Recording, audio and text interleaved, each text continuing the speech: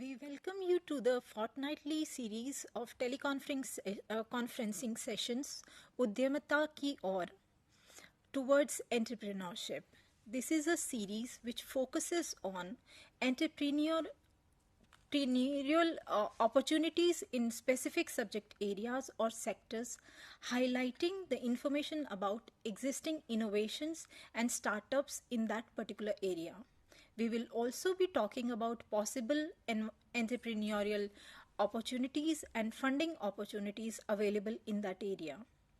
The sessions will be held on the second and fourth Wednesday of each month at 3 p.m. to 4 p.m. उद्यमिता की ओर series के इनॉगरल session में आज हमारे साथ हैं respected pro vice chancellor sir doctor Shrikant Mahapatra ji. I welcome you sir. Thank you. Director regional services division doctor Umesh Chand Pande, आपका बहुत बहुत स्वागत है सर.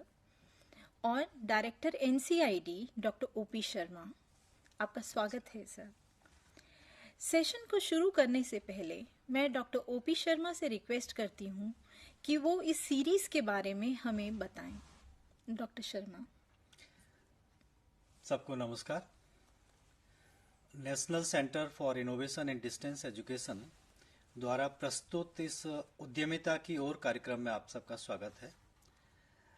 दरअसल पिछले कई वर्षों से अपने विद्यार्थियों के साथ कार्य करते हुए हमने ये देखा है कि बहुत से विद्यार्थियों को ये एक समस्या आती है कि वो अपने किसी विशेष क्षेत्र में, किसी विशेष एरिया में किन विषयों पर नवाचार करें, इनोवेशन करें या अपने स्टार्टअप करें. पिछले कई वर्षों से एनसीआईडी अलग अलग तरीके की एक्टिविटीज़ करता रहा है इनोवेशन, एंटरप्रेन्योरशिप, स्टार्टअप को प्रमोट करने के लिए.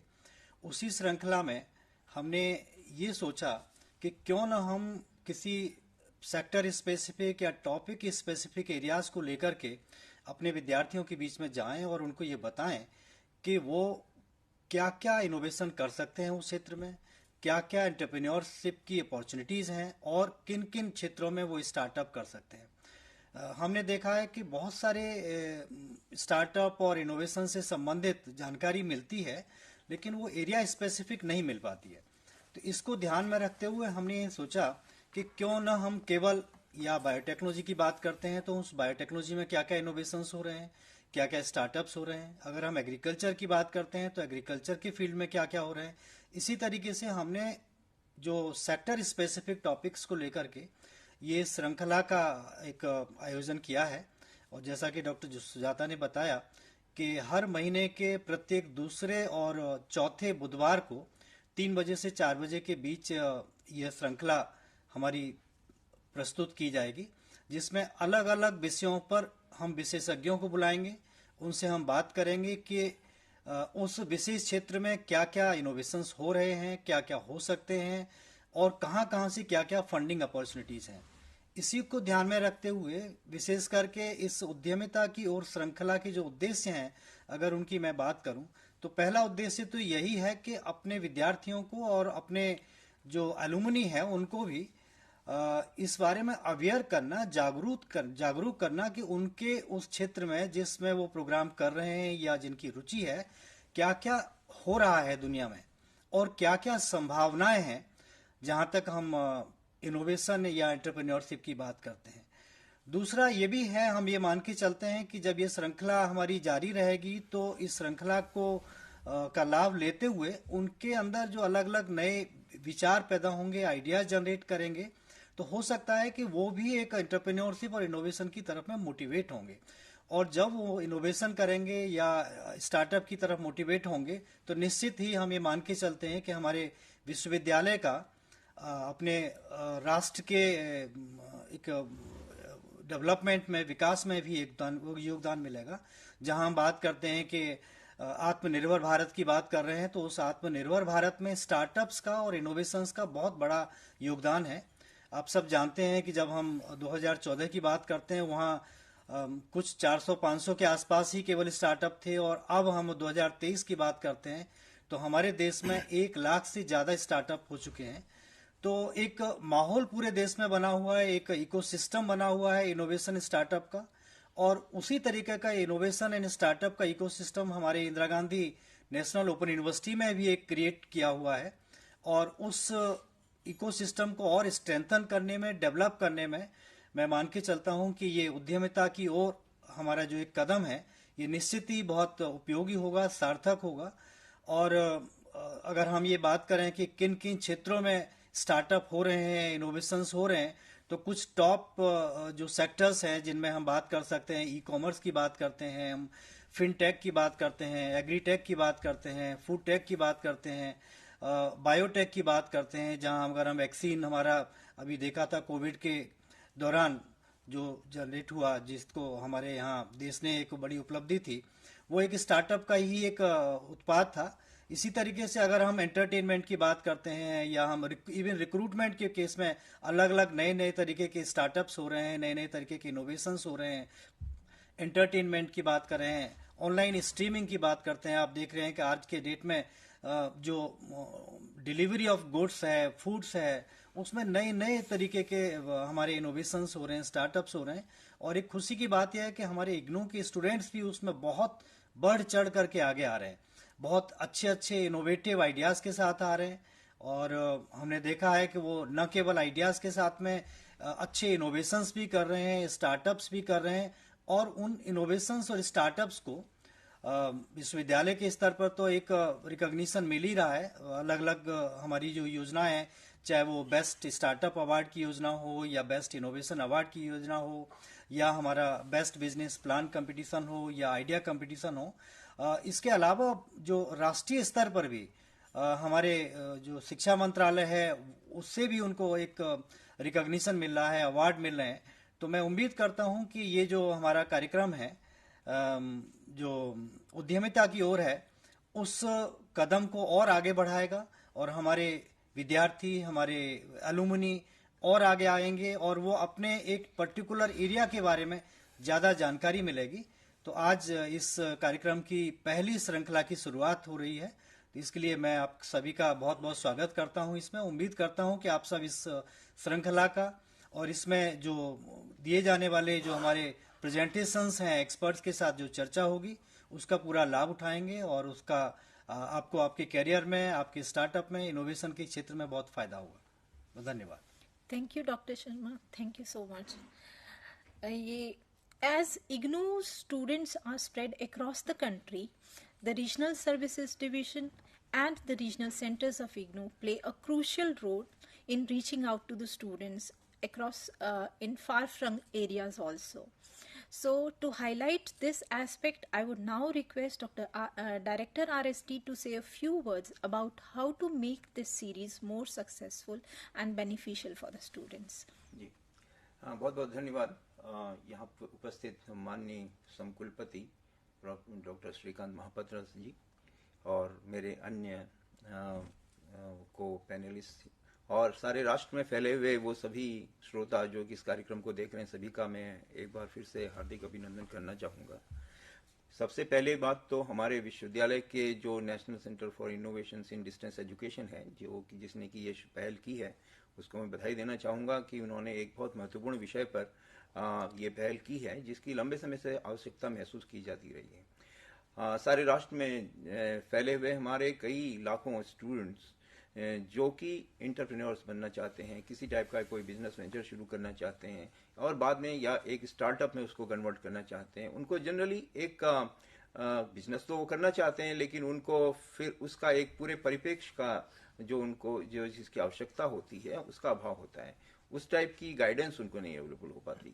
उनको ये नहीं पता होता कि कौन कौन से वो क्षेत्र हैं जिन क्षेत्रों में वो ऐसी संभावनाएं तलाश कर सकते हैं। तो इसी बातों को दृष्टिगत रखते हुए ये पहल की गई है, और मुझे लगता है कि ये निश्चित रूप से एक कारगर साबित होगी हमारे उन सभी छात्रों के लिए। और क्योंकि ये कार्यक्रम तो हमारा एक DTS प्लेटफॉर्म पर प्रसारित किया जाता रहेगा, तो आवश्यक नहीं है कि आप हमारे स्टूडेंट ही हैं। यदि आप कोई अन्य व्यक्ति भी हैं तो भी आप इन कार्यक्रमों का फायदा उठा सकते हैं। सबसे पहली बात मैं ये कहना चाहूँगा कि इस कार्यक्रम का जो मुख्य उद्देश्य है, आपको उन क्षेत्रों के बारे में एक व्यापक जानकारी देना है कि वो क्षेत्र क्या है, उनमें किस टाइप की संभावनाएं हैं कि जो कुछ हो रहा है और किस तरीके से फंडिंग मिल सकती है, इन बातों के बारे में एक जो बर्ड आई व्यू जो कहते हैं वो देना है आपको।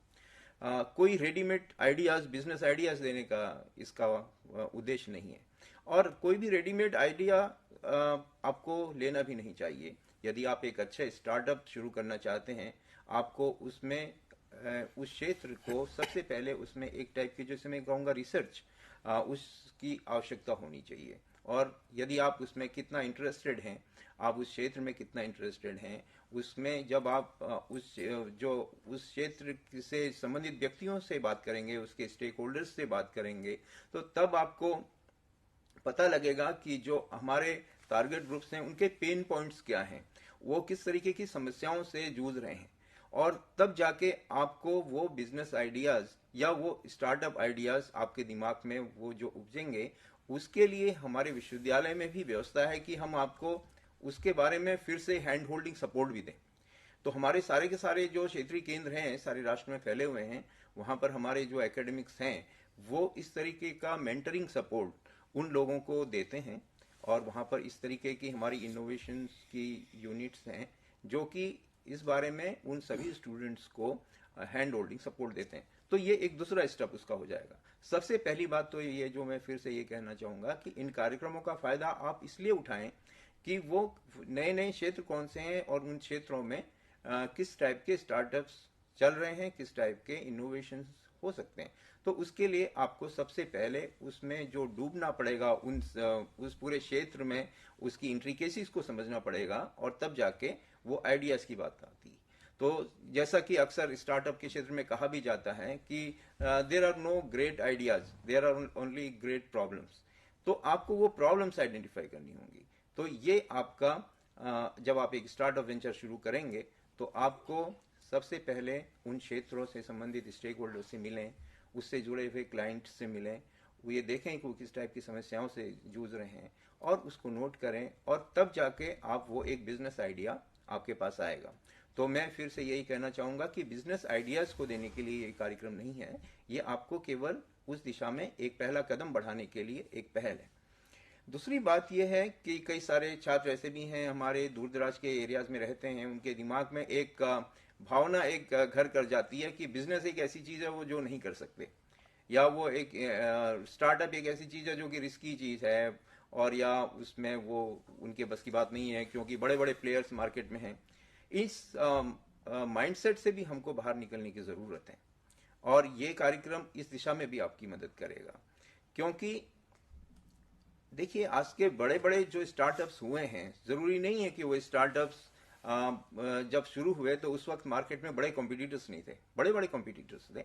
अगर आप फेसबुक के बारे में बात करें, जब फेसबुक शुरू हुआ उस वक्त भी मार्केट में सोशल मीडिया वेबसाइट्स थी, लेकिन उसका उस तरीके से उनके इम्प्लीमेंटेशन में प्रॉब्लम थी, उनके एग्जीक्यूशन में प्रॉब्लम थी, उनके बिजनेस आइडियाज में प्रॉब्लम, जिस तरीके से उनका बिजनेस आइडिया इंप्लीमेंट हो रहा था उसमें प्रॉब्लम थी। और जो फेसबुक ने किया, उसको अपनी उन्हीं आइडियाज को एक नए ढंग से इंप्लीमेंट किया। तो ये बात सबसे इंपॉर्टेंट है कि केवल आइडिया का होना ही पर्याप्त नहीं होता, उस आइडिया को कैसे आप इंप्लीमेंट करेंगे, उस आइडिया को कैसे आप एग्जीक्यूट करेंगे, उसका आपका बिजनेस मॉडल क्या होगा, और कहां से आप फंडिंग लेंगे, किस तरीके से आप अपनी एक टीम डेवलप करेंगे, ये सारी चीजें आपको अनुभव से आएंगी। और इन सारी चीजों के बारे में भी आप अपेक्षा रख सकते हैं हमारे इस कार्यक्रम से। और इस कार्यक्रम में जो हमारे एक्सपर्ट्स टाइम टू टाइम आएंगे, वो आपको इस बारे में भी आपको जरूर गाइड करेंगे कि किस तरीके से आप अपने किसी बिजनेस आइडिया को एक मूर्त रूप दे सकते हैं। तो ये भी इस कार्यक्रम का एक और उद्देश्य होगा। कई सारे ऐसे छात्र जरूर होंगे जो कि इस कार्यक्रम को शायद देख रहे होंगे, हमारे स्टूडेंट नहीं होंगे, वो स्कूल ड्रॉप आउट्स हो सकते हैं, कॉलेज ड्रॉप आउट्स हो सकते हैं। तो वो ये ना समझें कि कोई स्टार्टअप कोई ऐसी चीज है और हमारा कि जो वो नहीं कर सकते क्योंकि वो हायर एजुकेशन सिस्टम में नहीं है। उनके लिए भी ये कार्यक्रम निश्चित रूप से एक उनको दिशा देने के लिए, उनको गाइड करने के लिए होगा, और हमें खुशी होगी यदि वो लोग भी इसका फायदा उठाते हैं। और जरूरी नहीं है कि आपको एक कोर्स करने की जरूरत है या आपको कोई हायर एजुकेशन सेटअप में रहने की जरूरत है। इनफैक्ट बड़े बड़े स्टार्टअप्स जिन्होंने शुरू किए, वो स्टार्टअप्स शुरू करने वालों ने कई सारे ऐसे हैं, सब मैं नहीं कहूँगा, जो कि जो कॉलेज ड्रॉप आउट्स थे, अगर आप उन लोगों के बारे में, आपने कुणाल शाह का नाम सुना होगा, जो कि एक सक्सेसफुल एंटरप्रेन्योर है, और वो एक कॉलेज ड्रॉप आउट थे। आप रितेश अग्रवाल के बारे में कहें, जो कि ओयो रूम्स जो स्टार्टअप शुरू किया था, कुणाल शाह ने क्रेड जो शुरू किया था, और इसी तरीके से और भी बहुत सारी इंटरनेशनल पर्सनालिटीज हैं। बिल गेट्स का नाम हर कोई जानता है, स्टीव जॉब्स का नाम जानता है। ये सभी वो लोग थे जो कि जिन्होंने कोई हायर एजुकेशन की, कोई डिग्री स्कूल को कॉलेज यूनिवर्सिटी ड्रॉप आउट थे, और उन्होंने पूरी अपनी डिग्री नहीं की। तो आप ये ना समझें कि आप का इग्नू से कोई ताल्लुक नहीं है, आप इग्नू में नहीं पढ़ रहे हैं, या आप हायर एजुकेशन सिस्टम में नहीं है। इस कार्यक्रम के माध्यम से हम आपकी भी आवश्यकताएं पूरी करना चाहेंगे। तो बस यही कुछ बातें हैं जो मैं आपसे करना चाहता हूं। हमारे देश में, सारे राष्ट्र में फैले हुए हमारे जो क्षेत्रीय केंद्र हैं, अध्ययन केंद्र हैं, ये पूरा नेटवर्क के माध्यम से हम हमेशा अपनी चीज़ों को इम्प्लीमेंट करते हैं। हमारे वहाँ पर रीजनल सेंटर में हमारे फुल टाइम हमारे एकेडमिक्स होते हैं। आप इसके बारे में, कार्यक्रम के बारे में अगर जानकारी लेना चाहते हैं, आप बेशक जाएं, उनसे मिलें, वो आपको पूरी तरीके से गाइड करेंगे। कार्यक्रम का जो शेड्यूल है, किस दिन किस चीज़ पर कार्यक्रम होगा, ये भी हमारी वेबसाइट के पर आप वॉच बनाए रखें, और वहाँ पर आपको इसके बारे में जानकारी मिलती रहेगी। हमारी जानकारी देने का मुख्य स्रोत सोशल मीडिया ही रहता है, और इसलिए मैं आप चाहूँगा कि आप हमारे व्हाट्सएप ग्रुप्स से भी कनेक्ट हो जाएं, क्षेत्रीय केंद्र के एकेडमिक्स से मिलें, वो आपकी मदद करेंगे। बहुत बहुत धन्यवाद। Thank you so much, sir, for your encouraging words. Thank you. Now I would request Dr. Shrikant Mahapatra ji, respected Pro Vice Chancellor IGNOU, to give his inaugural address. We are all waiting to listen to him. Thank you. उद्यमिता के और towards entrepreneurship, ये एक अभिनव प्रयास है जिसके लिए मैं national centre for innovation in open and distance learning के सभी कर्मकर्ता, रीजनल सर्विसेज डिवीजन के सभी कर्मकर्ता, और खास करके इलेक्ट्रॉनिक मीडिया प्रोडक्शन सेंटर के हमारे जितने भी साथी हैं, उनको अभिनंदन करता हूं, क्योंकि ये तीनों जो जिनका नाम मैंने लिया, इनका ये अनोखा प्रयास है। और सबसे ज़्यादा मैं खुशी जाहिर कर रहा हूं इसीलिए कि ये जो उनके आइडिया था, इनोवेटिव आइडिया था, उसको भी हमारे जो वाइस चांसलर साहब हैं प्रोफेसर नागेश्वर राव सर, उन्होंने भी अप्रिशिएट किया, और उन्होंने बोला कि ये जरूरी है कि हमारे जितने भी स्टूडेंट्स हैं, हमारे जितने एलुमनाइज हैं, जनरल पब्लिक जितने हैं, और हमारे टीचर्स जो हैं, चाहे वो हमारे यूनिवर्सिटी के टीचर हो, चाहे हमारे एकेडमिक काउंसलर्स हो, चाहे हमारे अदर कोर्स राइटर्स हो, एडिटर्स हो, स्क्रिप्ट राइटर्स हो, वीडियो प्रेजेंटर्स हो, ये सभी के लिए फायदेमंद होगा। तो इसको शुरू किया जाए। तो ये पहला सत्र है जिसको हम इनॉग्रल प्रोग्राम के तौर पर आपके सामने बैठे हैं। तो मैं इस मौके पर सभी को बधाई देता हूं। उद्यमिता के और, जैसे मैंने बोला कि एक अभिनव प्रयास है, क्योंकि इसमें इनोवेशन, एंटरप्रेन्योरशिप और स्टार्टअप, ये तीनों के बारे में आप लोगों को बताया जाएगा। और जैसे कि मेरे पहले जो वक्ता थे, उन्होंने आपको बताया कि एक स्टार्टअप का कल्चर, एक इनोवेशन का कल्चर, एक एंटरप्रेन्योरल कल्चर हमारे कंट्री में जरूर आना चाहिए, ताकि जो हमारे सरकार का स्लोगन है आत्मनिर्भर भारत, उसको हम एक आइडिया से रियलिटी में कन्वर्ट कर पाए। और उसको कन्वर्ट करने के लिए हमारे जो राष्ट्रीय शिक्षा नीति 2020 है, नेशनल एजुकेशन पॉलिसी 2020 है, उसके ऊपर काफी ध्यान दिया गया है कि कंट्री में एक इनोवेशन का कल्चर, एक स्टार्टअप का कल्चर, एक एंटरप्रेन्योरशिप का कल्चर हमारे जो खास करके उस शिक्षा में जो लोग शामिल हैं उनके लिए बनाया जाना चाहिए। तो ये जो प्रयास आज हम कर रहे हैं, ये प्रयास का मकसद यही है कि आपको एक अपॉर्चुनिटी दिया जाएगा टेक्नोलॉजी के माध्यम से कि आप हमारे साथ जुड़े रहें। हमारे यहाँ पर हर सेशन में एक्सपर्ट्स आपके सामने रहेंगे और वो विभिन्न क्षेत्र के एक्सपर्ट होंगे, जैसे कि डॉक्टर ओम प्रकाश शर्मा जी ने आपको बताया, कुछ फील्ड्स उन्होंने बताया। तो मेरा तो ये ख्याल है कि कोई फील्ड का पाबंदी नहीं है। हर किसी फील्ड में इग्नू में जितने भी कोर्सेस हैं, एटलीस्ट अगर हम 250 से 300 प्रोग्राम्स को लेंगे तो हर प्रोग्राम में कहीं ना कहीं स्कोप है, हर डिसिप्लिन में कहीं ना कहीं स्कोप है कि हम इनोवेशन के बारे में बात करें, एंटरप्रेन्योरशिप के बारे में बात करें, स्टार्टअप के बारे में बात करें, चाहे वो एग्रीकल्चर के फील्ड में जैसे अभी बताया गया। कई सारे एग्रीकल्चर फील्ड में आप लोगों के पास इनोवेटिव आइडियाज आना चाहिए, चाहे वो नेचुरल फार्मिंग हो, ऑर्गेनिक फार्मिंग हो, फूड प्रोसेसिंग हो, मीट प्रिजर्वेशन हो, या किसी भी क्षेत्र में मशरूम कल्चर हो, मशरूम फार्मिंग हो, डेयरी फार्मिंग हो, ये सब हर किसी क्षेत्र में इनोवेशन एंड स्टार्टअप का गुंजाइश है।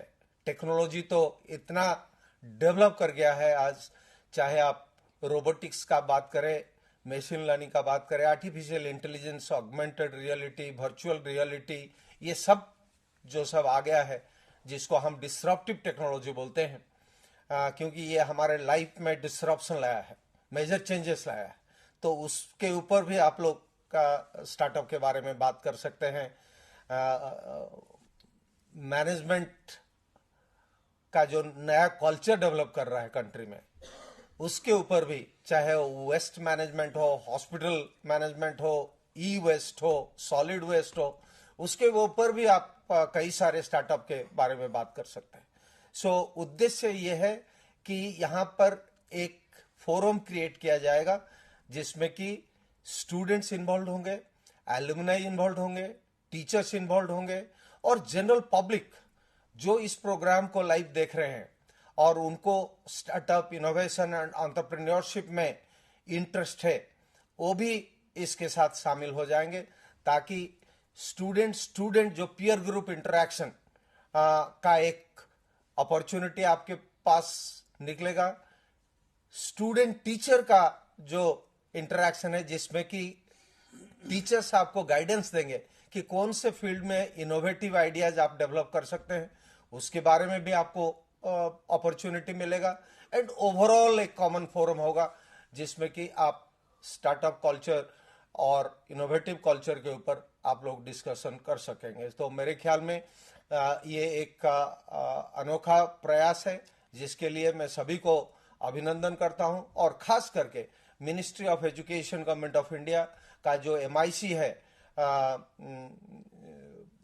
इनोवेशन का सेल है, और इग्नू के जो IIC है, इंस्टीट्यूशनल इनोवेशन सेल है, और हमारे हर क्षेत्रीय केंद्र में जो इनोवेशन का क्लब है उसके जितने भी सदस्य हैं, मैं और हमारे जो ऑलरेडी बोर्डिंग एंटरप्रेन्योर्स है यूनिवर्सिटी के, और जो इनोवेटर्स हैं जो ऑलरेडी इग्नू में स्टार्टअप कर चुके हैं, मैं सभी को आह्वान करता हूं कि ये सब लोग इसमें शामिल हो और इस प्रोग्राम को कैसे हम सक्सेसफुल करें, ना कि इग्नू के परिवार के सदस्य के लिए, बट पूरे कंट्री के जो यंग जनरेशन है उनके लिए इसको कैसे हम एक अनोखा प्रयास हमारे तरफ से कैसे करें, ताकि जो यंग जनरेशन है उनके पास एक सही मैसेज, एक सही वार्ता, एक सही डायरेक्शन उनको मिले।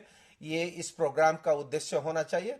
सो मैं प्रोग्राम का और जो लोग इसमें जुड़े हुए हैं सभी को अभिनंदन करता हूं और इसका सक्सेस का कामना करता हूं। धन्यवाद। Thank you so much, sir. Thank you. So, with this, we conclude this inaugural session, and we will meet after 5 minutes and for the first session of this series on Udyamita ki aur. Thank you so much.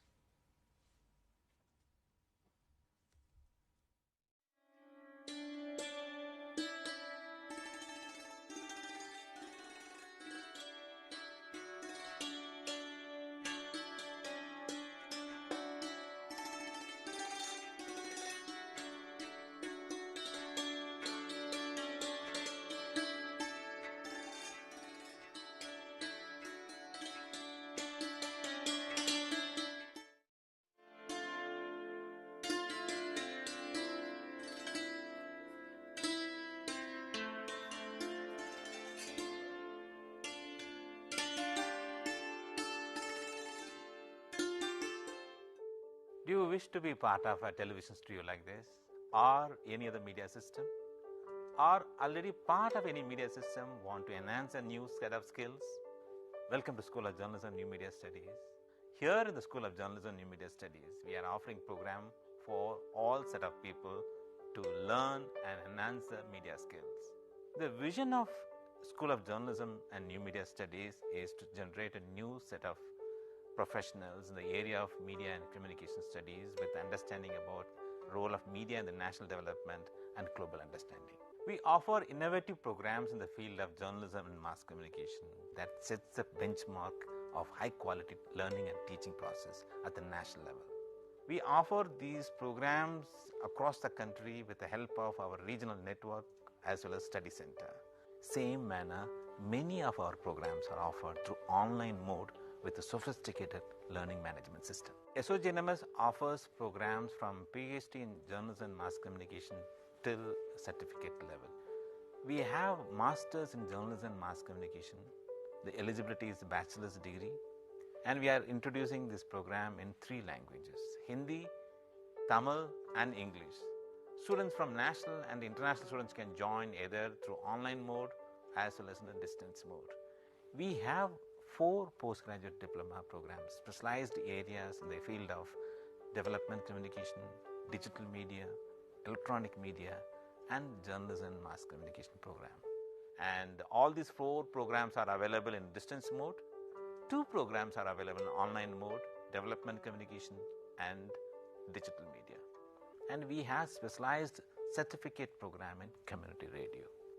IGNOU employs various media and communication tools for better teaching and learning process. School of Journalism and New Media Studies utilizes this media system for delivering all our programs. Come and join with us for exploring a new career and enhance your media skills.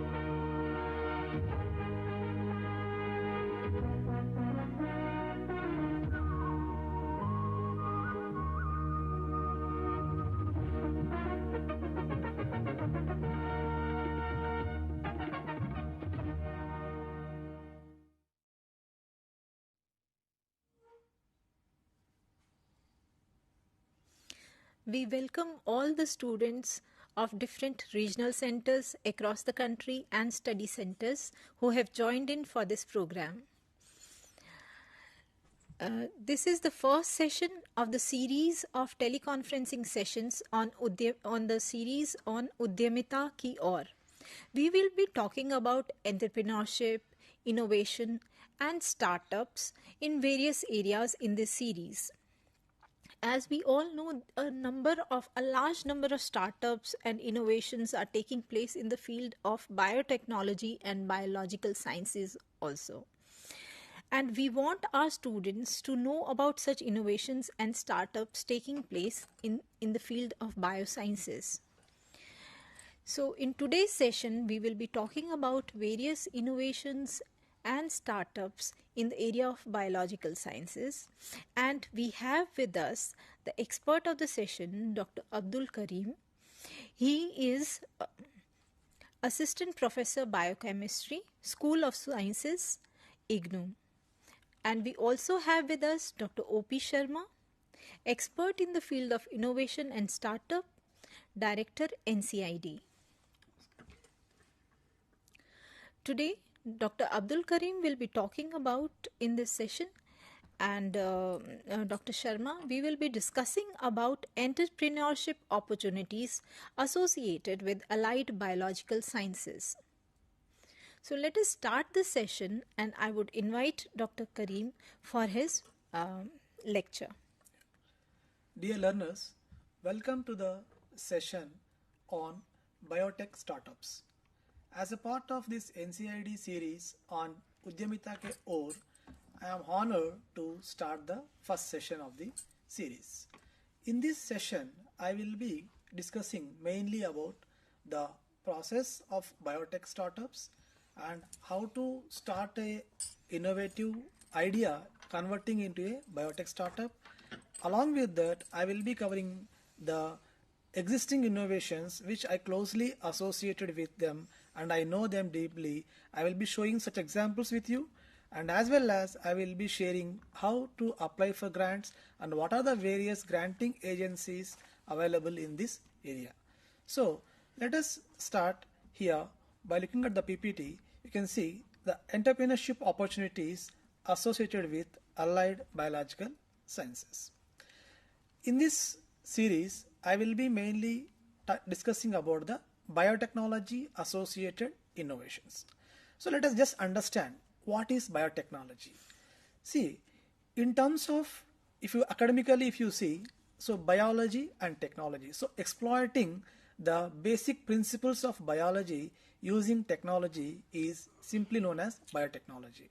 But in our today's context, we can define it as a science-driven industry, a sector that uses living organisms and their derivatives to produce products and processes. So अगर इसे हम एक simple way में समझने की कोशिश करेंगे कि जो भी लिविंग ऑर्गेनिजम्स हैं इनके प्रोडक्ट्स और प्रोसेसेस को हम यहाँ पे इस्तेमाल कर रहे हैं. For example, we all know that like dairy products are there. So in dairy products, we all know that milk is coming from the cattle. But however, we know now the milk and dairy products is a big industry. For example, curd, cheese, butter, everything we are buying from a well-known industries. Similarly, fermentation. Fermentation is also a big industry. Okay, for example, you can say the beverages which we are taking, they are like fermented products. And similarly, the food is also being fermented. For example, pickle is the best example for the fermented product. So like this, there are very simple things which we can be commercialized and marketed and further get what is called as revenue from those products. And how to do innovation in these areas, let us just see one by one. Yeah, here in this slide, I am showing you two parts. One is on the subjects or discipline areas that are associated with biotechnology. So because since we are talking about biotechnology, so biotechnology is what is called as an amalgam. It is a composition of both biological sciences, biochemistry, biotechnology, microbiology, and molecular biology. Of course, health sciences is also a part of biotechnology. Okay, because whatever technology we are using to exploit biological applications is nothing but biotechnology. And what is the importance? क्यों करना चाहिए हमें startups? क्यों innovation करना चाहिए? If you think, you can see on the right side of the slide that what is the global and national status of these biotech startups. You see, the global startups are almost going to be $3,210 billion market by the year 2030. Similarly, if you look into the Indian status, the Indian current market is around like $92 billion in 2023, and it is expected to reach $300 billion market. Especially, I am talking about only biotech market here. So, such a big market, such a big opportunity is there for the learners, because we always say कि पढ़ाई तो कर लिया लेकिन earning कब करेंगे. सो इसलिए हम इनोवेशन को एक जरिया बना के you can start earning.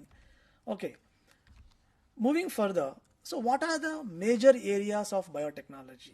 So because since we are talking about biotechnology and its associated innovations, here one of the core areas is like medical biotechnology, agri-biotechnology, industrial biotechnology, and environmental biotechnology. So these are the major core 4 areas of biotechnology which we can consider, which we can think of doing some innovations in this field. For example, if you take the first one, the medical biotechnology. So today, whatever the diagnostic kits, for example, during COVID, you might have witnessed the development of COVID testing kits, the development of PPE kits, and the development of your what is called as vaccine. These are all nothing but the products of medical biotechnology. And similarly, if you go to agriculture biotechnology, so as I said, the cattle products and as well as the cattle feed, okay, and providing the healthcare support to the cattle is also a part of your agri-biotechnology.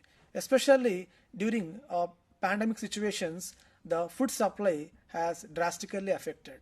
So ऐसे समय में क्या होता है हमारा कि food product को preserve करना, स्टोर करना और टाइमली और उनको हाइजीन प्रोसेस में सप्लाई करना भी एक बिग चैलेंज होता है. So this is another area of biotechnology that is called agri-biotechnology. Then the other one is industrial biotechnology. So industrial biotechnology like जो भी छोटी आइडिया है, small idea को scaling up into a bigger thing. For example, if you say in our domestic houses, we know that our mothers are making dosa batter. Okay, so but these mothers, our grandmothers, they know this technology of making dosa batter, idli batter, and curding especially. So these are nothing but the products of biotechnology. The same thing, if you are capable of converting that small scale batter into a bulk producing industry, then that can be a industrialized product. Similarly here, whatever molecule, whatever protein if you say, for example in the market there is a huge demand for healthy food. Okay, if you know that there is a plant, there is a fruit in your surroundings which is giving good nutrition values, then what you can do? You can just harvest those fruits and try to think how to market them, how to sell them in a bigger platform by using e-commerce, or you can just commercialize it and market it. Other one is like environmental biotechnology. Nowadays, environmental biotechnology is another area which is very much upcoming, especially regarding the days of pollution and handling the agriculture waste. These are the two major challenges which we are facing these days. Okay, with the help of innovations that are coming up in the field of environmental biotechnology, we can handle the issues about the environment and protect the environment also. Okay, so moving further, here just to motivate and to give you some idea what kind of innovation is already happening, what kind of innovations are already taking place in the country, I would like to explain you with few examples. On my slides, you can see on left side, you can see very like small startups, basic startups, जो आप और हम कोई भी कर सकते हैं इन startups को. One is like banana tissue culture startup, another one is mushroom cultivation, then plant nursery, cold storages, food processing, fruit pulp processing, and then aquaculture and bee culture.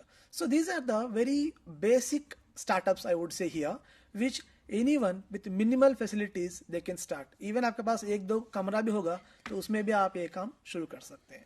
So time and again I am telling you here to learners especially. So biotechnology कोई ऐसी चीज़ नहीं कि जिसके लिए आपको एकदम बड़ा qualification चाहिए. सही में यहाँ पे क्या आपके पास बेसिक आइडिया हो how something is happening. As I said in the beginning, the dosa batter conversion. You can market it. You can produce in the bulk level. Similarly, on the right side of the slide, you can see there are some big players like Serum Institute of India, Bharat Biotech, Biocon, Dr. Reddy's Laboratories, Panacea Biotech, and Standard Life Sciences. So these are already well proven industries. On the left side, you have very primitive industries. Now I am today focusing on the basic startups with few examples. See here in this slide you can see a banana tissue culture plant which is being maintained by a farmer. Okay, so in the middle of the picture you can see a farmer whom I know very closely. इनको मैं जानता हूँ closely. तो इन्होंने क्या किया, अपना जो खेत था मतलब वहाँ पे जो ड्रॉटनेस थी, मतलब बारिश कम पड़ती थी उनके एरिया में, तो उन्होंने क्या किया, उनका ड्राई लैंड को कन्वर्ट किया एक ग्रीन फॉर्म में, ग्रीन हाउस के अंदर. So on the slide if you see on the top glass bottles, these are nothing but the small pieces of banana plant which he converted into banana saplings. Okay, then what they did, they transported this one into greenhouse. Here in the picture you can see even the rural women, they are getting employment. Okay, and they are knowing how to cultivate and how to maintain these saplings that are coming from the lab. So initially lab में काम होती है जहाँ पे छोटे छोटे plant के टुकड़ों को लेके वो लोग छोटे छोटे प्लांट्स बनाते हैं. उसके बाद जब ग्रीन हाउस में आते हैं यहाँ पे कुछ दिन के लिए रखते हैं इनको. Then finally, these saplings they are going to sell to the farmers who are interested. After selling, you can see on the right side, extreme right side, a bunch of bananas. So this is one successful story which I have known closely, and I know them closely, and they are the proven evidences. And similarly, there is one more example which you can see, that is through mushroom cultivation. See, mushroom cultivation you can start in even in 2 rooms also. Okay, so you need some husk, then a moisture room. Okay, and आप लोग जानते हैं mushroom तो ऐसे wild में आपको कहीं पे मिल जाएगा. आप बारिश के दिनों में निकलेंगे बाहर टहलने के लिए तो you can C mushroom. But अगर उसी मशरूम को अगर लैब के अंदर हाइजीन प्रोसीजर से एक सिस्टमिक वे में आप प्रोड्यूस करेंगे, देन उस मशरूम को you can sell in the market also, through which you can generate a startup and you can generate funds also here. Okay, this is another example, and this plant is in Siliguri. Okay, the previous plant is in Andhra Pradesh, because some of my students they are working on these projects and they are doing also. And this is the clinical molecular lab established by my own friend. Okay, तो यहाँ पे क्या होता है, जब भी आप बीमार पड़ते हैं क्या होता है, आपका ब्लड सैंपल को कलेक्ट करके टेस्टिंग एजेंसीज वेरियस प्लेसेस को सप्लाई करते हैं, सेंड करते हैं to get the report. So this is a clinical lab where they are going to do diagnosis. जो भी आपके RT-PCR टेस्ट हो गया, मॉलिक्यूलर बायोलॉजी टेस्टिंग हो गया, डायग्नोसिस हो गया, सो ये हर तरीके की बीमारियों का टेस्ट यहाँ पे कर सकते हैं. सो this is also a product of biotechnology innovation and biotechnology startup only. Okay, but लेकिन ये जो प्रोजेक्ट हम देख रहे हैं यहाँ पे, इसे करने के लिए आपको थोड़ा साइंटिफिक एक्सपोजर चाहिए. बट जो फर्स्ट 2 हैं इसके लिए even a layman can start. The third one is the fourth one is here the cattle feed production. So in this image you can see this is again a startup which is run by my known friend. Okay, so what they are doing here, so in this they are producing cattle feed. क्योंकि हम जानते हैं कभी बारिशों में, कभी जहाँ पे बारिश नहीं हो रही है, कभी गर्मी ज़्यादा पड़ रही है, तो हमारे गाय बकरों को फीड मिलना बहुत मुश्किल हो जाता है. तो इसीलिए क्या कर रहे हैं ये लोग, जब एक्सेस कल्टीवेशन है, जब एक्सेस ग्रास अवेलेबिलिटी है, just excess you can say what is called as this edible material is available, they are converting that edible material into dry pellets. Okay, you can see on the right side they are converting that edible material into a dry pellet, and then they are packing them, then they are storing them. Okay, whenever there is requirement they can use these stored dry pellets to feed the cattle. See, very simple idea. So हम हमेशा market में देखते रहते हैं कि बहुत सारा चीज़ बेकार में मार्केट में वेस्ट हो रहा है. If you go to vegetable market, if you go to fruit market, you can see ample of fruits, ample of vegetables spoiling there.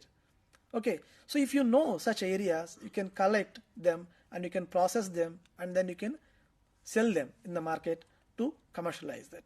This is nothing but a small idea converting into a product and that product selling in the market. This is the whole concept of having a startup. Okay, moving further. So up to now we have discussed what are the various parts of this biotechnology and what kind of innovations we can do. Similarly, for any innovation we need a basic seed grant. Okay, that seed grant is in the form of funding, nothing but fortunately now, because of the availability of funds from Department of Biotechnology, from BIRAC, we have huge funding support for even basic startups to the advanced research projects. However, today I am not touching upon that part of how to fund and how to get the funding agencies, but just I am providing the basic leads here. This is one website that is called BIRAC, where you can go and explore the various funding opportunities available on this website. Anyone can go through the website and just access the information that is available on this website. Okay, and these are the biotech parks that are already established, that are already functional in the country, which are established by under the concept of Make in India concept. Okay, so here what I am trying to convey to my learners is there are ample of opportunities. Only thing is you need to find the right problem and a simple solution. By mixing these two, you can convert a small startup, then that startup can be scaled up into a big fund. Similarly, there is another what is called as funding scheme, that is called Atal Innovation scheme where you can submit your proposals and get the funding done. And there are some NGOs also who are also supporting the students to do their innovations.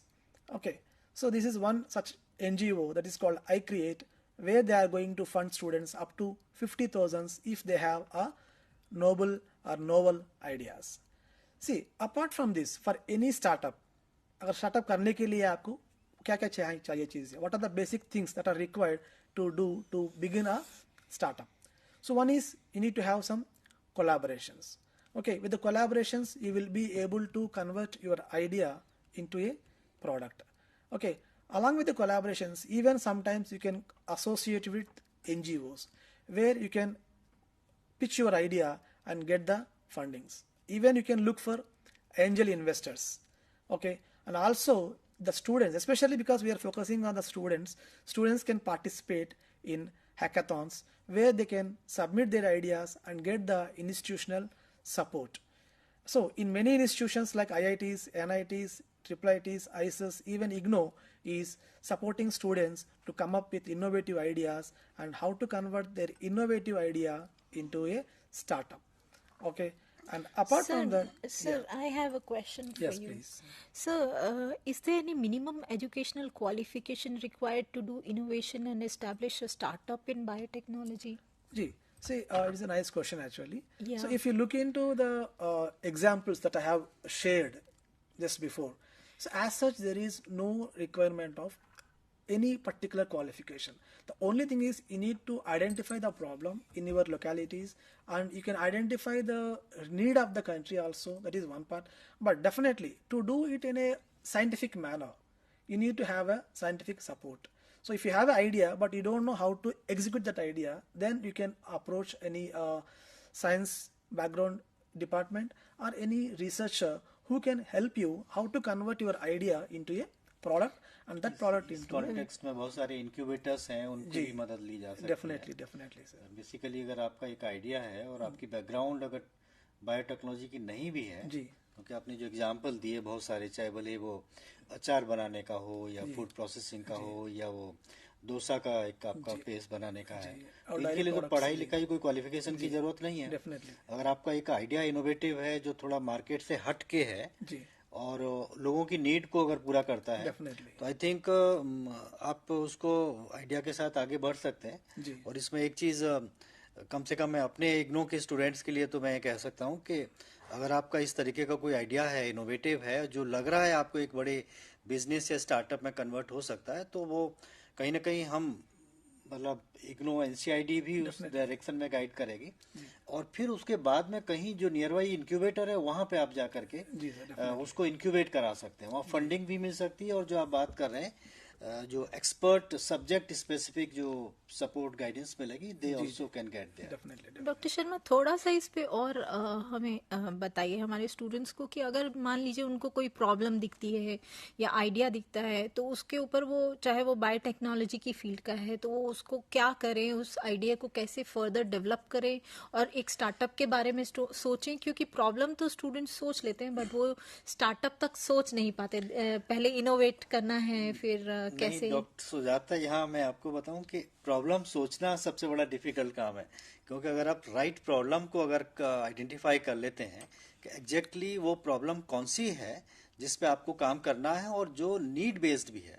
In fact अगर आपने काम शुरू कर दिया और उसकी जरूरत ही नहीं है लोगों को, आपने पता चला कि कोई ऐसा प्रोडक्ट बना लिया, आपको लगा कि वो आपके हिसाब से है, आइडिया आपके दिमाग में बहुत अच्छा आ रहा है, लेकिन लोगों को जरूरत नहीं है या बहुत कॉस्टली है वो, या एक फर्दर एक प्रॉपर प्रोडक्ट या स्टार्टअप में कन्वर्ट नहीं हो सकता है, तो उससे कोई फायदा नहीं होगा. सबसे पहले तो आपको ये देखना है कि प्रॉब्लम को, if you are able to identify the right problem जिस पे आगे आप काम करें और उसमें जिसकी नीड भी हो. और नीड के कई एस्पेक्ट हो सकते हैं. एक तो ये भी है कि जो आपके यूजर्स हैं, कस्टमर्स हैं, वो उसको लेते हो. दूसरा, क्योंकि हम अगर उस पर स्टार्टअप या कोई इनोवेटिव प्रोडक्ट बनाना चाहते हैं, कहीं फंडिंग की भी जरूरत पड़ती है जी.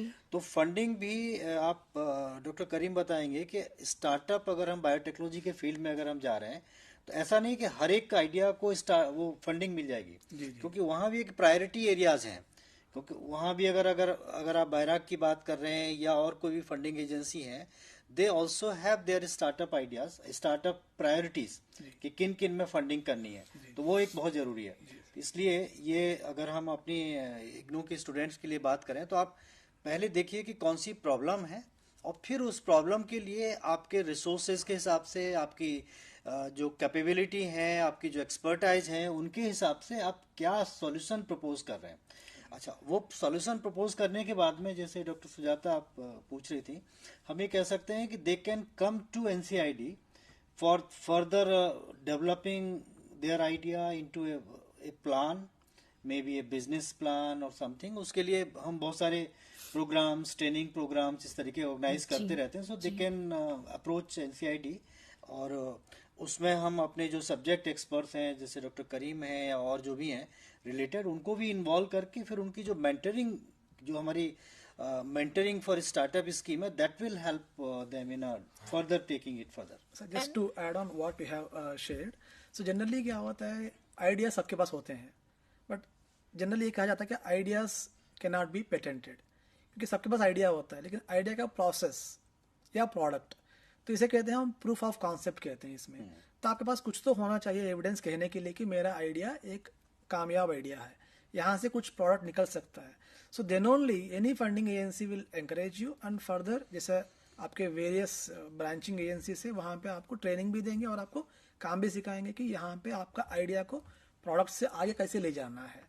तो डेफिनेटली सिर्फ आइडिया होगा तो उससे काम नहीं चलेगा, उसका एक सोल्यूशन भी आपके पास होना चाहिए, कैसे इसको हम एक प्रोडक्ट की तरह काम करवा सकते हैं। नहीं, ये बहुत ज़रूरी है, क्योंकि अगर आपने एक बहुत अच्छा एक आइडिया ले लिया, अगर उसको प्रॉपर प्रूफ ऑफ कॉन्सेप्ट में या प्रोटोटाइप में नहीं बदल रहे हैं, तो फिर आपको आगे कोई फंडिंग के लिए कंसिडर नहीं करेगा, क्योंकि पिच तो आपको उसी के पॉइंट ऑफ व्यू पे करना है कि वो आपने कहीं एक लेवल तक आपने लेके गए, उसको कहीं टेस्ट किया, फिर आपने देखा कि वो सक्सेसफुल है, तो उसको आप कहीं प्रेजेंट करेंगे, then only you can get funding. इसी कॉन्टेक्स्ट में मैं यहाँ ये बताना चाहता हूँ कि अगर आपका आइडिया है और आपके दिमाग में कुछ इस तरीके की एक सॉल्यूशन आ रहा है, तो you can approach us, and then we will get you connected with the experts also, and उसके बाद में फिर आप उसको कहीं भी आगे पिच करिए, जैसे भी प्रेजेंट करना है, that can be done. Definitely sir. Thank you doctor Sharma.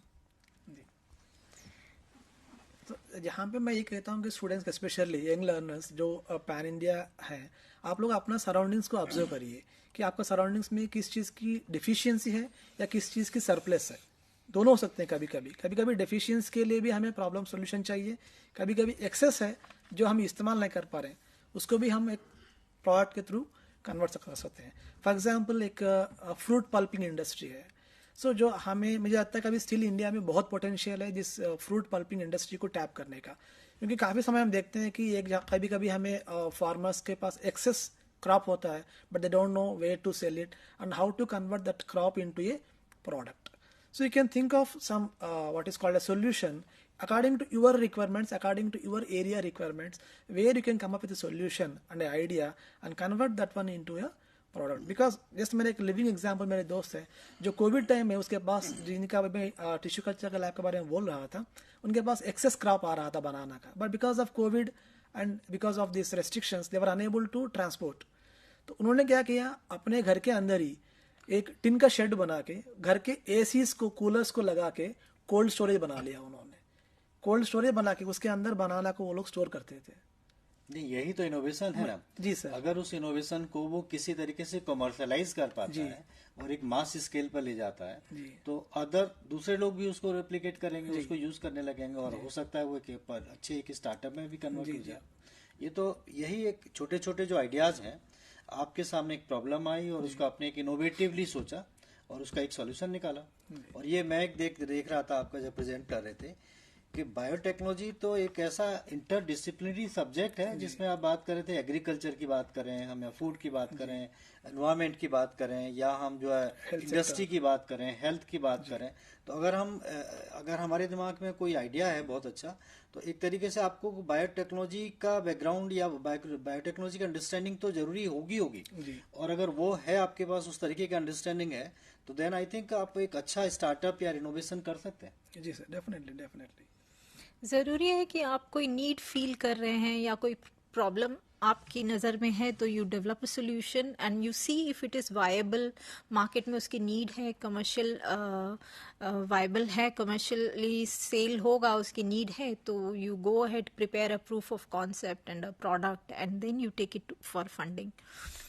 यहाँ मैं एक एग्जांपल लूंगा। हमारे जो पिछली साल हमने एक जिनको बेस्ट इनोवेशन अवार्ड दिया था, जो कि आपने बात करी कि कैटल फीड प्रोडक्शन की, जी जी जी और वो भी एक बायोटेक्नोलॉजी के फील्ड में आपका आता है, जी जो आज हमें अंदाजा लग रहा है कि अगर हम उनकी बात करें तो उन्होंने जो जिस तरीके का एक इनोवेटिव प्रोडक्ट डेवलप किया, जी एंड आई थिंक उनकी बैकग्राउंड बिल्कुल भी लाइफ साइंसेज या बायोलॉजी की नहीं है, जी और उन्होंने अपने सोच करके अपने जो रिसर्च अपने बेसिस पे करी, उसको लेते हुए उन्होंने जो प्रोडक्ट डेवलप किया, that too using the waste material in Srinagar, exactly और उसको दे करके they have developed a very innovative product. और जो कैटल फीड की जो हम ट्रेडिशनल फीड यूज करते थे, सोयाबीन वगैरह, उनका रिप्लेसमेंट के रूप में उन्होंने उसको किया है, and that has been patented and found very successful and useful by the labs, biotechnology labs.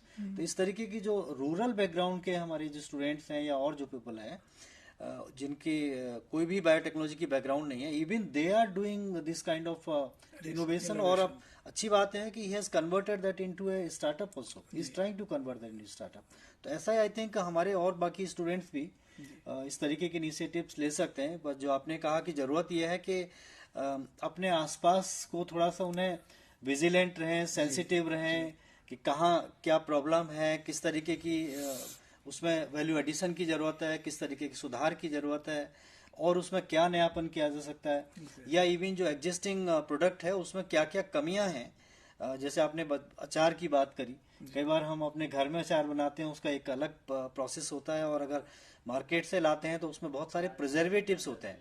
तो विदाउट प्रिजर्वेटिव्स अगर हम एक अचार बनाने का कोई इस तरीके का इनिशिएटिव लेते हैं, जो बहुत से लोग ले रहे हैं, तो वो that can be converted into A proper startup. Exactly So, before concluding, would you mention some of the challenges associated with the startup in biotechnology ji briefly? Ji ji definitely. So actually see, for saying the startup and getting the granting, this is an attractive field actually, but at the same time you need to look into the challenges also. So the challenges are like especially funding and converting your idea into a product. These are the major two challenges. Thank you so much. Thank you.